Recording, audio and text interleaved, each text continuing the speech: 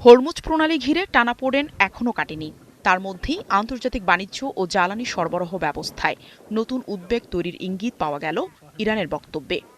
এবার বিশ্বের বাণিজ্য ও শক্তির অন্যতম গুরুত্বপূর্ণ আরেক প্রণালী বাব আল মানদেব বন্ধের হুঁশিয়ারি দিয়েছেন দেশটির শীর্ষ উপদেষ্টা আলী আকবর ভেলায়েতি। তিনি বলেছেন, ইতিমধ্যেই ইরান হরমুজ প্রণালীতে কার্যকরভাবে যেভাবে নিয়ন্ত্রণ স্থাপন করেছে, একইভাবে ইরান তার মিত্রদের মাধ্যমে এই সাগরপথ বন্ধ করতে পারে। আর এ যদি হয়, তবে শুধু মধ্যপ্রাচ্য নয়, পুরো বিশ্বের তেল ও বাণিজ্য প্রবাহে তা প্রভাব ফেলতে পারে সরাসরি।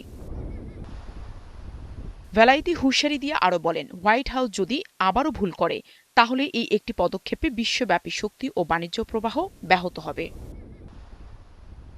৩০ কিলোমিটার প্রস্থের বাব আল মানদেব প্রণালী ইয়েমেন, জিবুতি ও এরিত্রিয়ার মধ্যবর্তী একটি অত্যন্ত গুরুত্বপূর্ণ সমুদ্রপথ, যা লোহিত সাগরকে এডেন উপসাগর ও ভারত মহাসাগরের সাথে সংযুক্ত করে।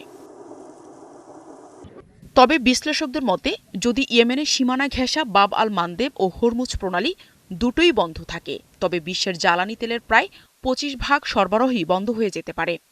আটকে যেতে পারে বিশ্বের প্রায় ১৪% বাণিজ্যিক পণ্য।